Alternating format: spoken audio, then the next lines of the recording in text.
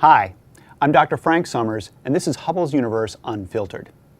In this episode, we're going to have you seeing spots, specifically red spots on Jupiter. But we're going to begin by looking at white spots here on our home planet, Earth. This big white spot is Hurricane Isabel from 2003. And this is as it was forming, or after it formed, out in the Atlantic Ocean.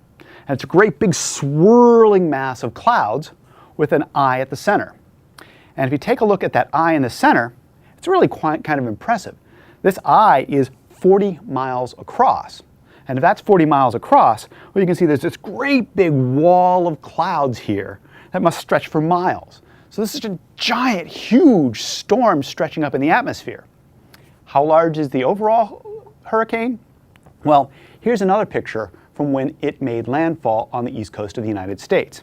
And you can see the bottom parts of the hurricane are down here around Florida, and they stretch all the way up the east coast, and the top parts are up here around Cape Cod. This is about 1,200 miles across. That's kind of impressive.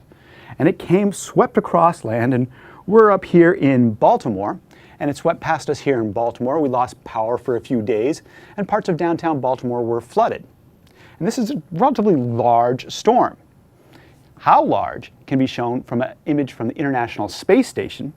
And here you can see the curvature of Earth, and you can see Hurricane Isabel stretching across that curvature of Earth. Hurricane Isabel was about 50% the diameter of our entire planet.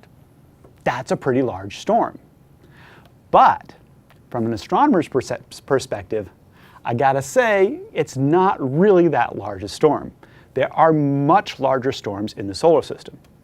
Matter of fact, this image from Voyager 2 shows us the largest storm anywhere in the solar system, Jupiter's Great Red Spot. And this has got to be one of my favorite images in all of astronomy. Not because of the red spot, but also because all of this turbulent flow along here. It's just the gorgeous dynamics that happen in Jupiter's atmosphere. Now, the Great Red Spot is a storm that we have seen for at least 200 years. We have continuous observations of the Great Red Spot since the early 1800s. And there are some indications that we may have actually seen it as early as 1670. If that's true, this is a storm that's been lasting for 350 years. And it's not just the red spot that's a storm. This white oval here, that's also a storm. And this one's a storm. And that one's a storm. And that's a storm. And that's a storm. And that's a storm. There are storms all over Jupiter, or the face of Jupiter. The Great Red Spot takes on special significance when you put it into context. And to put it in context, this is the correct relative size of our entire planet compared to the Great Red Spot. The Great Red Spot is a storm that has lasted for centuries and is as large as our entire planet. Talk about your bad weather centuries on Jupiter. Man, that's some serious storm. Now, if you take the Great Red Spot in a different context, it might be similar to Isabel. Because when you look at the full disk of Jupiter, you can see the Great Red Spot is about 10% the size of the diameter of the planet. And I said that Isabel was about 15% the size of the diameter of Earth. So in some context, the storms are roughly comparable in comparison to the size of their entire planet. But in terms of longevity, well, the Great Red Spot wins hands down. Now, Hubble takes images like this, but Hubble has been up for 18 years and has been able to monitor the Great Red Spot for all that time. We released this image showing you how the Great Red Spot has changed from 1992, this first image, all the way down through I think it was 1999 when this image was released. And it's sort of an artistic presentation of the images. Oh, actually, it's a cheat, because the image of Jupiter in the background isn't a full image. It's actually got a huge chunk cut out of it. So the reason why we had this beautiful artistic foray of the Great Red Spot was just actually to cover up the fact that we didn't have a full image of Jupiter. If you want to study the red spot over the years, it's better to lay the images out like this. And this is 1992, and this is 1999. Now remember, in 1992, That was before the first servicing mission to Hubble, and so Hubble's flaw in the mirror had not yet been corrected. So this image looks kind of ratty.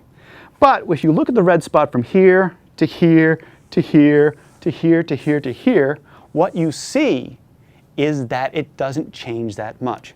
It's a remarkably stable storm. Sometimes it gets a little bit more elongated, sometimes it gets a little fatter, it changes its shape a little bit, but relatively constant.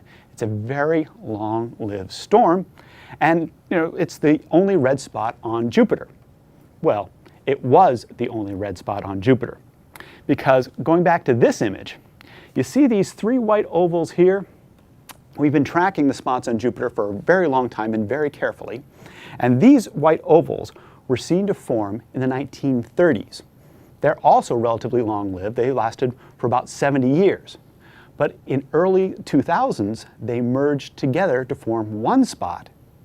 And in 2006, that spot became the second red spot on Jupiter. For the first time in history, we actually have seen the formation of another red spot on Jupiter. Great red spot. What do you call this? We called it red spot junior. And when you look at it, you might say, well, wait a minute. Are great red spot and red spot junior somehow going to interact? They're going to collide and anything? Well, take a look at this animation. This is a series of 14 frames from the Cassini spacecraft. Now, some of you may be saying, well, wait a minute, Cassini is supposed to observe Saturn. Yes, it is, and it's there at Saturn, but while it was passing Jupiter, it got some frames of Jupiter, and they put those frames together into a movie to see the motion in the Jovian atmosphere. And you can see how the bands and zones are going in different directions, and how these swirling storms here approach, and at the end of the sequence, one of them also gets absorbed into the great red spot. So you can see there the zones are relatively straight across, relatively east-west in their flows, or west-east depending upon what you're looking at. So when I go back to the picture of the great red spot and red spot junior, you can see that red junior is down below, on a latitude below the great red spot, and so we didn't expect anything to happen. Well, a few months after this image was taken, red junior did actually pass underneath the great red spot, and there was no major interaction. So, red spot junior may also become a very long-lived storm in the Jovian atmosphere. And so now we had two red spots on Jupiter.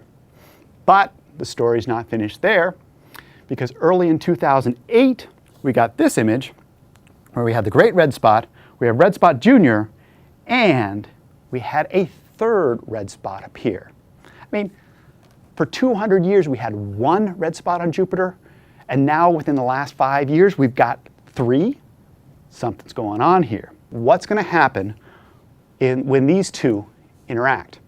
And over the summer, the two did interact. So we got a series of three pictures. This first one is pretty similar to what I just showed you. It was taken on May 15th, just a few days after that last image.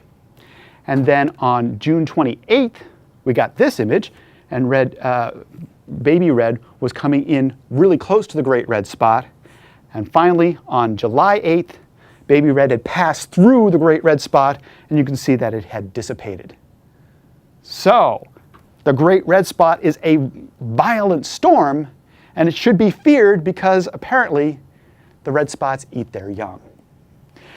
What we've gone from is having one red spot to having three red spots, and this indicates some sort of change on Jupiter. What's going on? Why are there suddenly so many red spots? Well, to understand that, we're going to go from the visible light image to the infrared image of Jupiter. This is an infrared image from the Gemini telescope. And so these big white things here are actually what we just showed you in the previous images as the red spots, the great red spot and red spot junior. Matter of fact, this is I think this is the first passage of red junior underneath the great red spot. And the reason why they're white in infrared light is because the clouds are much, much higher in the atmosphere. The great red spot and red junior, these red spots, have their clouds lifted much, much higher into the Jovian atmosphere, where a chemical change happens in the clouds that turns them red.